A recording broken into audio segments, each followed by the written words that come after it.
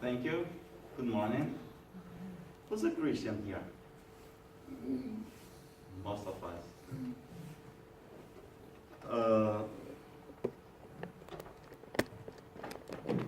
The Bible brings us many lessons for our lives. And even for who's not a Christian, we can realize this. For a people who doesn't believe in the Bible, but when those people read the Bible, they can realize the Bible brings lessons for our lives. And for who's a Christian, will understand the Bible bring those lessons to improve our relationship with God. Yes or no? Yes. Yes. Good. So this is the importance of the Bible. God gave the Bible for us, for we walk in the way, His way. And one of the lessons of the Bible talks about Abraham, a man called Abram. Who was this man? Abram was a rich man. He lived in a sin city, but even so, he feared God. And who's God? God is Almighty, God is the Creator, and God is a person. Many people don't understand this, because God's not like us, but God is a person because God, He has His will. God displays for the man His will. And in Abraham's life, God displayed His will. And Abraham is an example of obedience.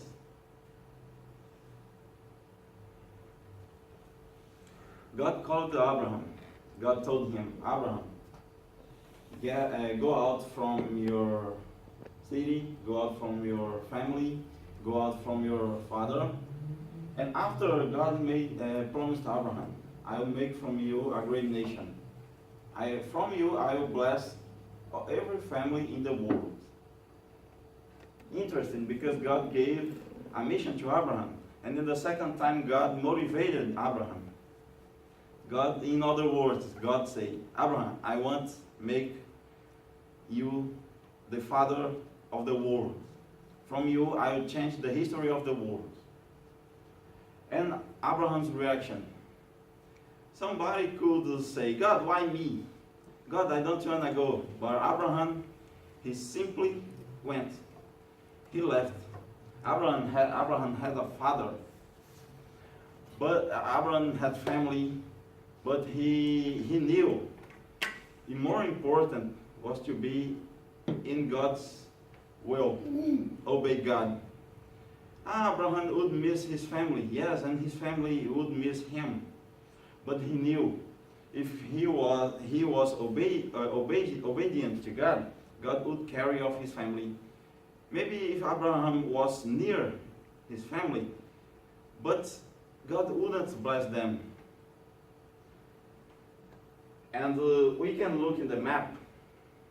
We can see the way Abraham walked through. Abraham went with his wife, his nephew, his people, and his nephew's people. That season, the main vehicle were animals. There weren't cars, there weren't airplanes. And we can see on the map, this way was the way that God guided Abraham to the promised land. And first, God talked to Abram in Ur, his city. And the second time, God talked to Abraham in Shechem. We can realize and imagine how long God was quiet. But Abraham continued traveling.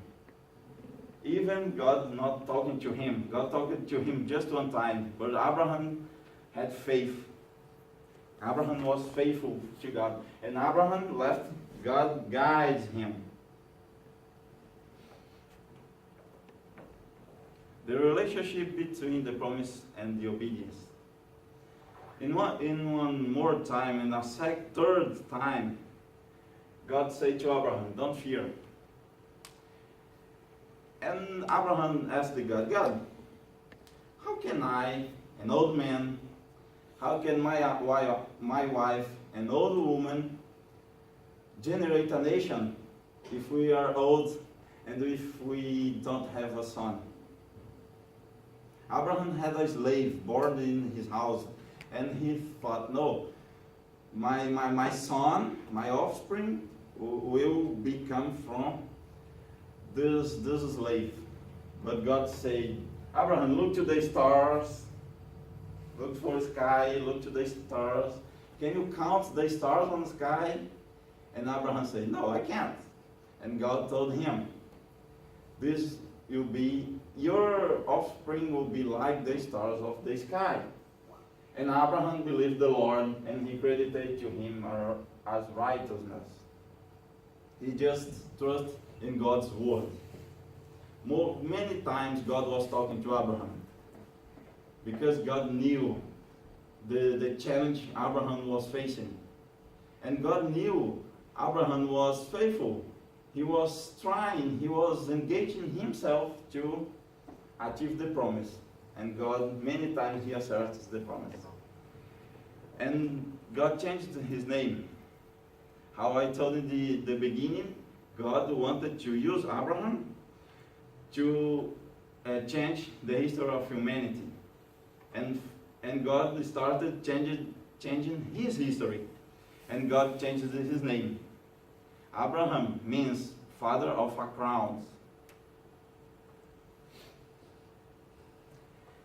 And one more time, when Abraham already was a father, he was a father when he was 100 years old. Isaac was a boy, and God talked to him. Take your son, your only son Isaac, whom you love. God knew he loved his son. Go to the land of Moriah and offer him there as a burnt offering on one of the mountains I will tell you about. One more time, Abraham repeated his reaction. He simply went to the place God told him with his son.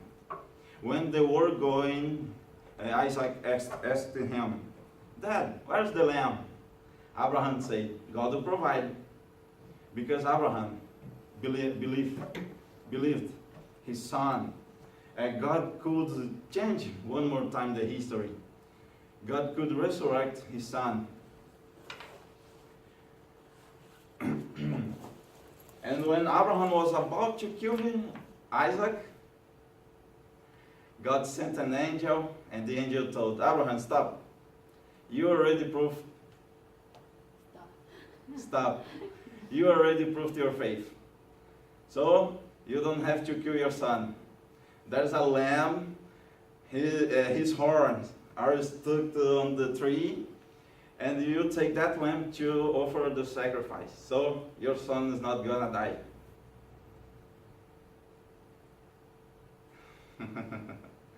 One more time, Abraham was obedient, and God helped him. So, Abraham is an example in the Bible to our lives. He was faithful. Yeah?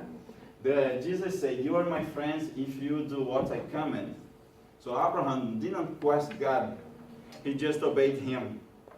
Abraham showed an unconditional obedience. He did not, he wasn't a perfect man. If we search in the Bible, we will see, we will read some mistakes. But God was merciful and patient.